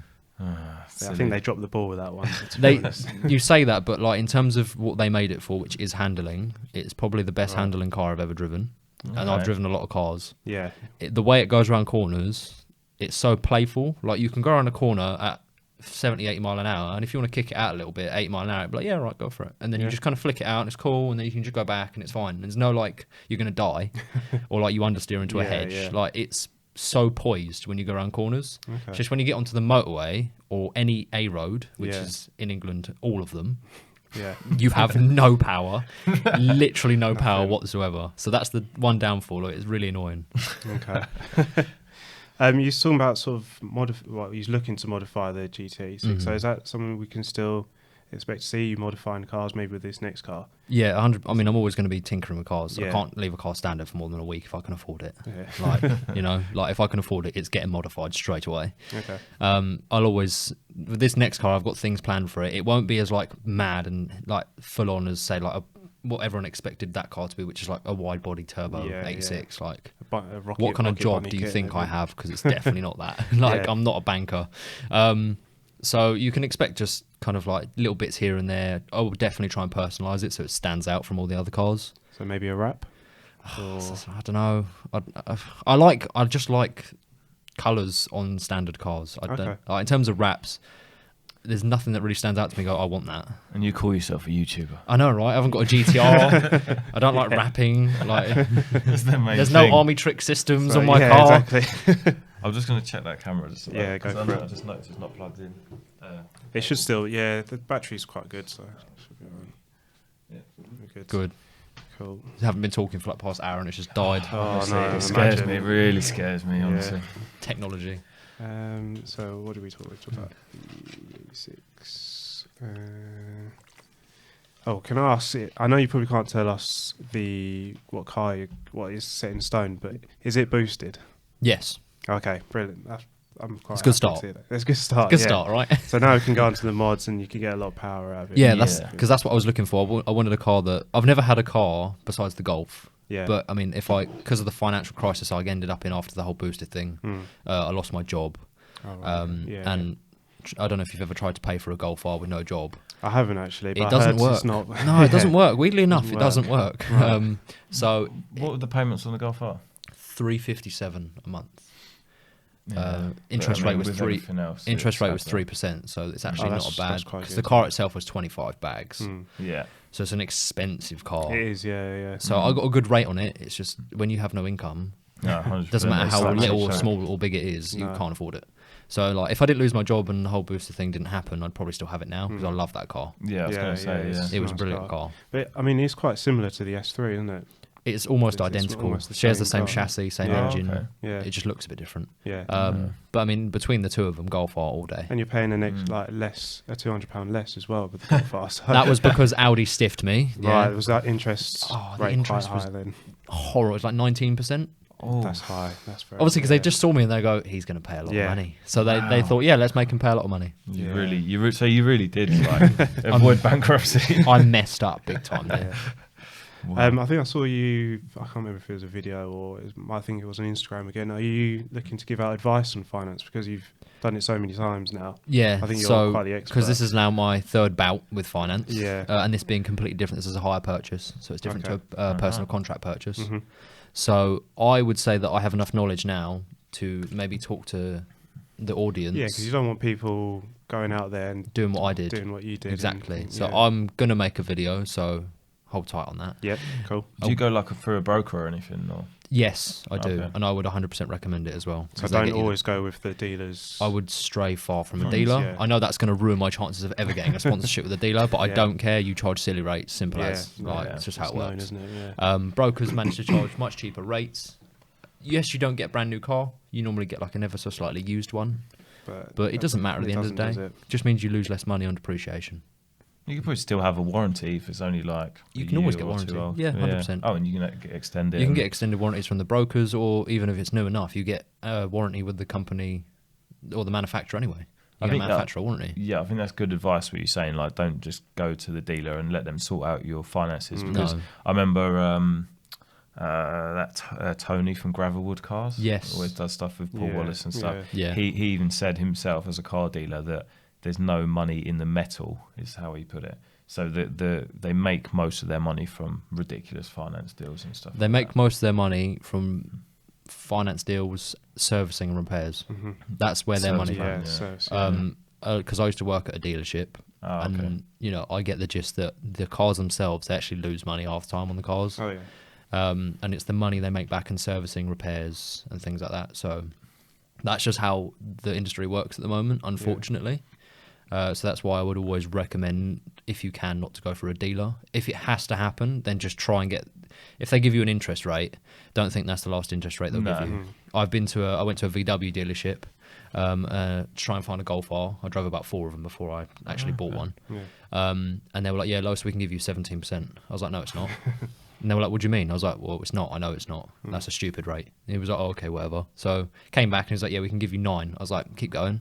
So they got from 17. I was like, "Keep going." Even It's still 17 high. to Yeah. 9, yeah. And then he eventually ended up at 7.4, and I was like, "It's not that bad." I was like, That's "Nah." still not the best. I was like, "Yeah, it's a nice rate, but nah." All Yeah. right. And then walked out because they will always, obviously they'll see you coming. Yeah, You know, that's right. it's They always go business. for the They'll see you highest coming. option, won't they? Yeah. they So wanna why make have you money. chosen hire purchase now? So the high purchase on that car, I chose it purely because it's actually not old enough. Sorry, it's too old to personal contract. Oh, Is this because the value's a lot lower or something than the Golf was? Or So the car itself is over 5 years old. You can Right. normally only PCP up to about 5 years. Oh, okay. Yeah. See, I Um, didn't even know that. So there you go. there's a lot. You lot can watch to his say. new video. You can coming normally out. only yeah. PCP up to about 5 years. High purchase goes, you can go as far back as 10 years, but it'll be hard to find a broker Yeah. that will do that for you, or a lender. It does depend on the mileage on the car, does depend on the age of the car, what type of car it is. So it's very subjective.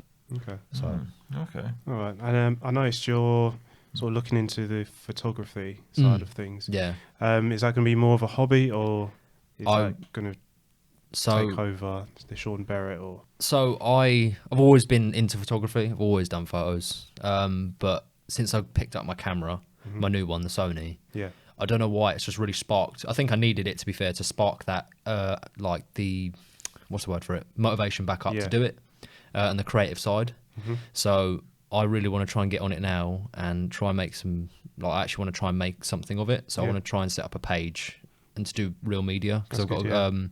a little hint, I've got a gimbal coming as well in a couple of weeks. Okay. Because Black Friday, I didn't buy anything. I didn't buy anything over Black Friday, and I saw DJI were doing a sale, and I was like, Yeah. "Yeah." Oh, apparently their gimbals are really good. Yeah. DJI, yeah. No, yeah. I wanted to go for a proper, a nice one. So they done a Black Friday deal on it, and I was like, "Do you know what? I can afford it. So I'll see it. I'll see if I like it." Yeah. So I want to do like proper cinematics, because I always look up to in America where they do all the cinematics, like Crispy Media. It's one of my favorites. And he does the cinematics on cars, and that's like I want to do that. So you're going to do predominantly cars, the photography of cars, yeah? Yeah. But then obviously, if it turns into an actual business, I'll have to broaden my horizon. You know, things like weddings and events and things like that. Like that's what I want to try and do. That's good. It's interesting because I saw recently Sideways Sid is basically Yes. doing that. Yeah, and So- he's got like a whole rig. Yeah, I saw it. It's He's got a unbelievable. whole rig. I messaged that big Touareg. I messaged him the other day, and I was like, "What happened to? to Sideways Sid?" And he was like, "I'm gonna calm down for a little bit." And I was just like, "That's weird coming out of your mouth, because like you're literally just so out there." But yeah, no, good on him for just like cracking on with some filming. I think he's doing car chases and car. Yeah, scenes, it looks isn't it looks good, like yeah. a Seriously. proper setup. Coming out the back of the car with a massive metal frame and a camera on it. It's crazy. So would that be something you're interested in, or are you doing it more to improve the quality of your own stuff, like your own existing? I think it will go hand in hand. So Yeah. like it will definitely improve my quality of video, because I'll learn more about video and photography. But it's also just an avenue that I would like to turn into an income source, Yeah. because having a normal job is great.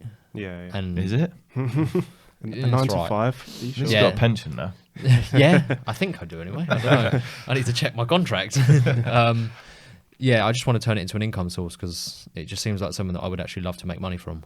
You know? Oh yeah, and you definitely can, because I've seen a few pages on Instagram where They can charge. they charge a lot, and if you're good at it. that'll just be solely for cars as well. Yeah. So take a picture of my car. Yeah, sure, that's X amount. X amount. Yeah. The only thing is again, it's a consumer market. You can't pitch it to someone because you don't need it. It's a want. Yeah. It's a want kind of thing. Mm. So if they don't want it, you can't charge. Yeah. Simple as. So it's a bit difficult to get into, especially because there's a lot of competition out I there. was going to say, Yeah. Some people that I follow on Instagram, their photos are mad, like Yeah. crazy. So Mhm. it's a lot of competition, but if you can set yourself aside Yeah. and do it a little bit differently, then you have as much chance as anyone else. Brilliant. Yeah. I think that concludes my questions. To be fair. Does it? Yeah.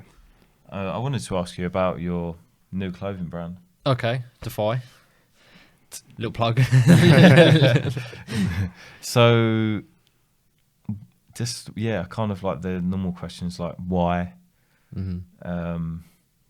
Yeah, just give us a bit of information. What's the motivation behind it? What's the message? So Defy is an anagram for do everything for yourself. And it's mainly because I have always been a lone wolf, like I spoke about. Yep. I've never really had anyone beside me helping me out or things. I've always just tried to crack on and do it myself. And that's where the name came from. I made this logo years ago. I've had this logo on quite a few of my It's cars. a nice logo. I do Yeah, it like is. it. Yeah, no, Yeah. to be fair, I just, I knew what I wanted to call it. I'm not very good at Photoshop. I've done some things and somehow this come out. And I was like, yeah, that'll be right. That's Yeah. okay. But yeah, I've had it on like my MX-5s, had it on a windshield banner, Yeah. and then I got the private plate on it as well. So Oh, yeah, I've always tried to yeah. advertise it even subliminally. Yeah.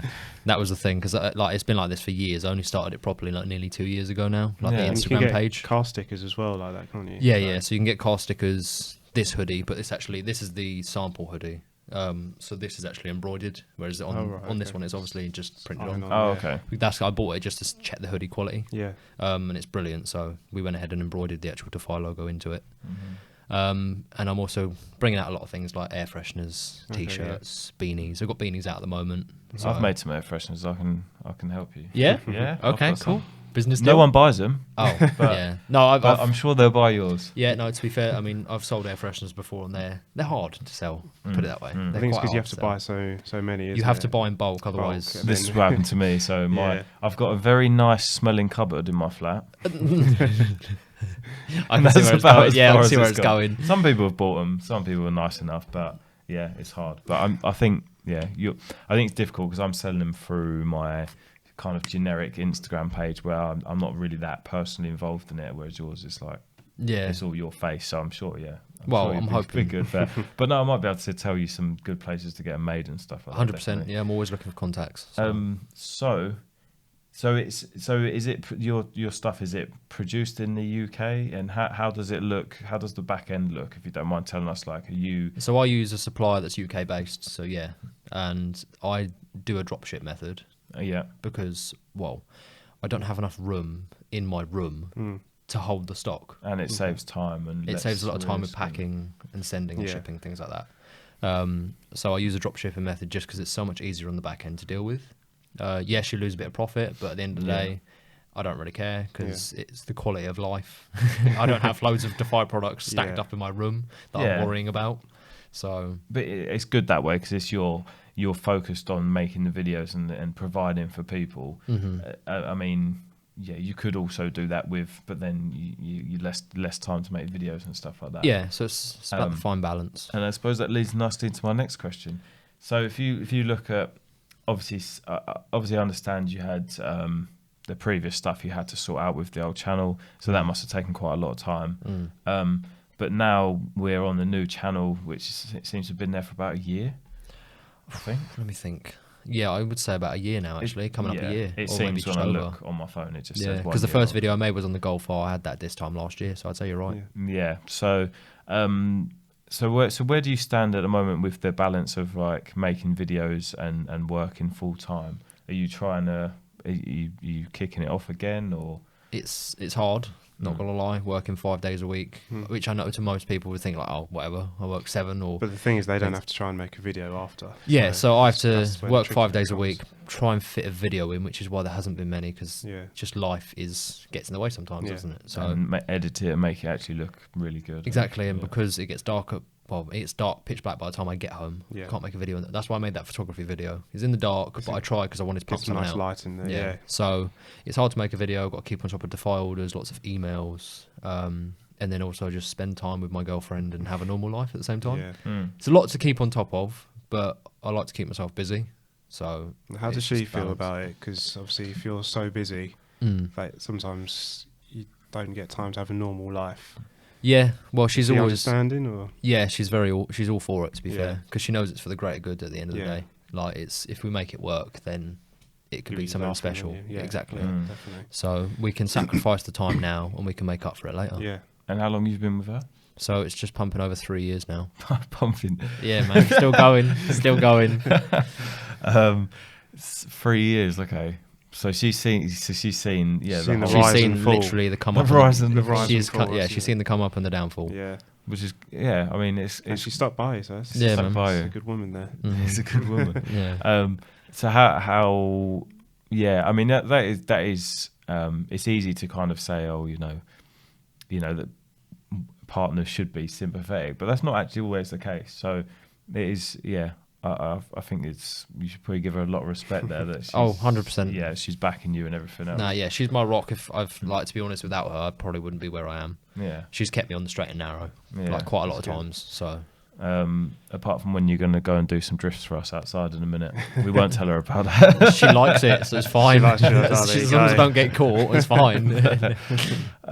So I think I saw on your Instagram that do you work for Camelot now? Yes, I work for the Oh, National okay. Lottery. How exciting! It's Is it quite exciting? interesting. Yeah, I Yeah. actually, it's a very different job. Mm. It doesn't feel like a job to me day to day. Like it's a lot of stress because there's a lot of paperwork and Excel Yeah. sheets and there's a lot of admin to do.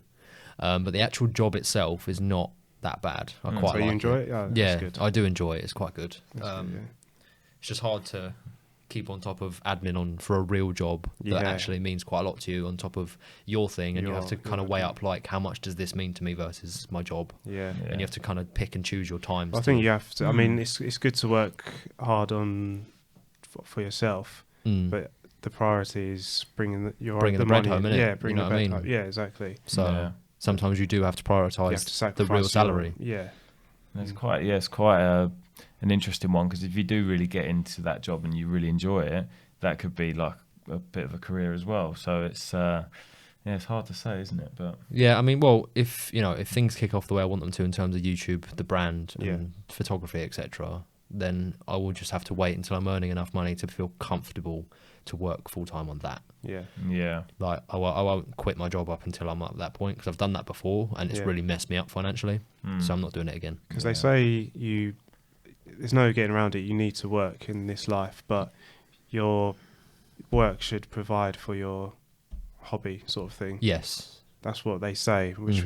would give you a good balance and sort of idea Yeah. on how to try and balance things. Well, I mean, a good example is TG, so Tom Exton. Mhm. He Mhm. still works, and Yeah. he's like. Oh, yeah. He's got so many projects. Like I look up to him and I just go, "How do you have an extra hour Yeah. every day compared to everyone He's else?" always seems to be on a He plane or something. Well, it's like going when you see him somewhere. doing the videos and he's just like, oh, I'm down in the basement, I'm churning another video. But you can see literally he's been flat out all day. Yeah. Like his eyes are red. He's because he works his normal job. It seems Well, too stressful. I for say me. normal job. Like he works in Canary Wharf, so he's probably Yeah. got quite a stressful job to deal Yeah. with. Exactly. But then he runs like London Muscle, which is massively Yeah, with successful. his brother, Emoji isn't it? Fresh, Yeah. massively successful. Mm. And he runs all these other things, and it's just Mm. like I don't get how you find the time to be normal. That's a busy. He's just got a life, dog. Like, Mm. how do you find time for the dog? You know? Yeah. isn't it? Yeah. So I suppose, yeah, for all of us, there is, like you say, there's that balance. Like you say with Tom, it's like it's almost unfathomable that the amount of highly expensive cars he has to pay for, and it's mostly coming from his day job, and then he's trying to do this and that, and yeah. So I think but we've all got our own clock and how we work ourselves, Definitely, and we know yeah. our limits, and definitely after all this time, your limits and your weaknesses, and Yeah. so, I mean, from a fan's point of view, are we gonna get back to? I'm not trying to push you, like make us videos. Yeah, Damn it, we're bored out here. But at the moment, I think when I looked back at the channel, it's literally looking like one video a month. So are you gonna commit to? Are you gonna do it? No. Are you gonna commit? Are you gonna be able to commit to more than that or not? I'm hoping so. I hope so. I mean, that's what I want to do. I try and do one video a week, but then something comes up and it's just. I have to just take priority, you know, because at the moment it's not priority. It doesn't bring in any money. I'm not monetized whatsoever, so it brings in zero every single time I upload a video. I do it completely for free out of my own time. It must be quite hard from going. I know you wasn't making that much when you was with Boosted, but from now making videos to making nothing, you actually solely have to do it for yourself and for your fans, don't you? Yeah, that's why I do it though. If there's any reason why, if there's any evidence that I'm not doing it for money, it's the fact that I don't make any money from it. Yeah. Otherwise, if I was in it for the money and I was demonetized, I wouldn't make the videos. There's no point. But that's not why I do it. So yeah, and I think the fans should really sympathise, especially like you said, you're drop shipping, so that realistically you're not getting a huge amount of money per sale. No, it's not like astronomical. No, it's not like people expect. It's like that you get you buy hoodies for 10 pence from China and then you print them yourself. And no. I mean, you can get to them levels. Yeah, absolutely. It's completely doable. I know someone that has actually done that before. You can buy them very cheap. But when you're like yourselves and you're working full time, trying to make videos and you got a relationship with your girlfriend and you know the YouTube probably thinking about what you're doing with your lives together, and so there's people don't. Like, so what I'm trying to say is when you do release your hoodie, I think people should realise that it's not been easy, you know. No. You're not like making a fortune out of it. And no, they cost quite a lot to make, if I'm honest. Like they're actually a quite expensive item to make. That's just because I didn't really sacrifice on quality. You want a good blank. So, yeah. Okay. Did you have anything further? Any other questions? Anything, shoot, doesn't mind. Anything. Oh, it could get dangerous. I mean, can you tell us any more about your job at Camelot and what you actually do, or do you not really? I mean, I'm all for it. I don't mind. I won't get in trouble for it, hopefully. My boss is watching, sorry. But I'm a retail sales executive at Camelot. That essentially means that I'm a relationship manager for all the retailers that sell the lottery in the complete west area of London. Right. So I work in Slough, Uxbridge, Staines, Heathrow, Bracknell, all sort of like massive patch. There's about 500-600 stores in that patch, and I manage every single one of them. So it can get quite full on sometimes. But that's part of the job. It's why it has its benefits and like the things that you get when you sign up for it. It's why it gives you a nice bit of life, because if you do your job properly, you deserve those things. Like, I get a company car that I don't have to pay fuel for. No, that's good, okay. So like, that's anything good? That's a really nice benefit for it. It's I mean, it's all right in terms of a cruiser. It's VW Passat. No, they haven't given you your old Audi S3 back. No. Audi's crept in somehow. I wish. Trying to get their money back. It's a nice car, and it does what it needs to do, which is get me to and from work in comfort. Yeah, so that's quite a bonus then. So you don't really need a good daily for your personal car. It's one of the real, I think it's one of my favourite benefits of that job is the fact that they give you a car that you can use for personal use. Because it means if my car breaks, I'm not stuck. All your cars break. You know what I mean? This is a good benefit. That hasn't left me at the side of the road yet. No, I've had to send it. I've had to send it in for some repairs, but it hasn't left me at the side of the road. I mean, it is a Jap car at the end of the day. It probably won't. He's just saying that, folks, because he wants to sell it to you in a minute. So. Yeah, it's only 10.5 grand, guys. So if you really want it, it's a real cheap one. Trust me. Another plug. Joking, but no, that is good. That is. I mean, these days, it's not often you get like a company car. And stuff like that. No, I never thought I'd have a company car. To be fair, I looked at people driving around and I'm like, I really want a company car. That just seems like such a cool thing to have. So it is, I mean, I used to have one, and it's just nice because I had my 350Z as well as my personal. Yeah. And then I had just an Audi A3 diesel thing. It was nice having something not so practical. Just like sort of not race car, let's say. But it's something a bit silly. Sometimes. Yeah, something a bit silly, so you could just sort of go around and have fun in. Yeah, it's like we normally do on the podcast. ask like the car challenges, like what would Yeah. you buy for this much and stuff like that. Okay. And so that would be ideal for that. Wouldn't it? Yeah, basically, yeah. We'd buy some of the things we found on Auto Trader are quite amazing. Yeah, Yeah. no, you find some gems on there sometimes. Yeah, I mean, Absolutely. for £5,000, you can get a lot of power in something that shouldn't have that much power, I think. Yeah. So, No, but I don't really have any further questions.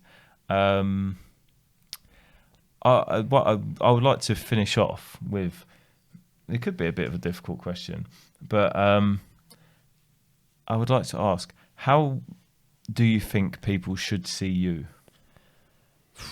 That is a hard question, to be fair, Mm. because I don't even know how I see myself sometimes. You know, like, I mean, take it as you will, really. You know, you can see what I've been through, you can see what I've done. yeah. Do And- you think you've been as honest as you can with your fans, basically? Like, I Does it- wouldn't say I have, to be honest. There are some things I definitely could have said, like, in more depth and Yeah. things, but due to certain legal situations, Yeah. I haven't been able to be as honest as I can be. it must be frustrating because 132,000 people, you know, you don't want to let them down, do you? No, not at That's all. a lot of people, and Yeah. you just want to sort of, you want to be as personal as you can with them. Mm-hmm. But now you've got this thing, a contract hanging over you that restricts you from that. Well, yeah, it's hard because it's like, you know, I pumped my heart and soul into it. Yeah. Literally, like I didn't have a You job. literally, yeah. I like barely looked at my college work because I was like so, like, I literally just moved everything out of the way for Mhm. it. So for this to happen, it's like quite heartbreaking. To be Yeah. fair, it has like it's hurt quite a lot, Yeah. and it's definitely set me back quite a lot. Especially Yeah. like just looking at purely from the numbers point of view, you can see that. But just from day to day life, you can like a day in the life of me is very different from a day in the life of Boosted now. Yeah, yeah. So, but I suppose you just have to kind of go with it. It's happened Yeah, I mean, now. it's happened Can't now, cry so, about yeah. it. Just got to carry on. You learn from it, and you I've make- learned some make very yourself better. very valuable lessons from it, which I'll Mm. take with me for the rest Yeah. of my life. So I'm kind of, in a way, I'm glad it happened. In a Yeah. way, it did, because So- I now know things that I wouldn't have known. Are you looking to sort of make yourself as bigger than Boosted was? So that's the main issue that I have now. It's I've made my own shadow, which is that doesn't happen really. You never make you normally have someone else yeah, that is your shadow. yeah, I have made my own shadow. Yeah. So, you know, in terms of a numbers point of view, there's a long way to Yeah. go until people think, you know, I'm me over Boosted. Yeah. It'll always be the other way around up until I overcome that obstacle. That's the main thing that I need to work on. But that's about it, really, to be yeah. honest. I mean, for the sake of silver linings, you are only 21, so True. you Yeah. have got. I've got a long luckily way. It's happened now. Long way. In all honesty, luckily it's happened now, Yeah. and you still have your 20s to go through. Get these cars, these, you know. Yeah. work Get this all hard out of and- me, basically. Yeah, I mean, it looks promising. You've got time on your hands, which a lot of people some wish they people had, I wish they suppose. had, yeah. Yeah, it's the most valuable currency. it is. Yeah. Yeah. When you become old men like us, and you have to wear a hat because The light shines on it. it shines off what little hair I have left. I'm just already. hoping it's not picking up my greys. It's gone downhill in the last year, honestly, boys. Yeah, no, you're right. You're right there with the age thing. Definitely. Like, I Yeah. always forget You forget how It's that easy to Yeah. forget. I'm younger than some other people that are doing this as well and have to been be doing honest, it most longer. people that are Yeah. car YouTubers, I think you're one of the youngest. Yeah. I thought Tommy was younger than me, but he's 22, so technically I'm still younger than him. Yeah, So yeah, I've definitely got that on my side because I like to think. So say like, for example, someone who's 25 or 26 and they've Yeah. got this many subs and they're doing this and that with this company and that. yeah, I like to think, okay, in 4 years that's where I want to be That's- or yeah. higher. yeah. So I've given myself a 4-year time frame to get there. Yeah, that's so good. that's it's one of the blessings, yeah, of having a bit of time on your hands. It's Mhm. good. Yeah, no, I definitely think so. I mean, and especially when I look back at how I was at 21 compared to what I was at 25 and compared to what I am now. I was a completely different person at 21, Yeah. and I was probably half a bit of a different person at maybe 25. Hmm. So I think, yeah, you definitely, it's like you've already kind of nailed it in the first instance, and now you're just, all right, you've had a hiccup, but there's nothing to stop you Doing it easily again. getting back to Yeah, what where you business was and doesn't then have a hiccup, above and really? beyond. It's Yeah. just about how you... Oh yeah. Thing is, I don't what care- life doesn't have a hiccup. Yeah, exactly. I don't care if it takes 10 years to get there. I don't really Yeah. mind. You know, I just want to get there Yeah. or higher. Well, no, I want to get higher. You want to get higher, yeah. I want to get like way higher than that. Yeah, So I don't really care how long it takes. Mm. No, it's good. It's good. yeah. Mm. But I appreciate you coming on. No worries. Yeah, thank you thank very you. much for having me on. Thank you for turning up. Yeah. Oh, what has that happened before? Has someone not turned up? Not yet, but you know, Yeah. you know how it can be. Yeah, people are people, aren't they? But half the time you don't turn up. Right, I have to turn There's up two late. mics here. Like. But anyway, yeah. So I think we're pretty round off there, boys. Yeah, I think that's 2 hours. Hopefully, a couple of people have watched till the end. Hopefully so. If you have, then well done. Yeah. Well Anyway, done. Thanks for coming on, Sean. No worries. Thank Thanks you very much. Thank you Sure. very much. Thanks a lot. And that was another episode of Nearly Cool. Yeah. And that's it. Thanks very much. Thank you very much, guys. Cheers. Peace.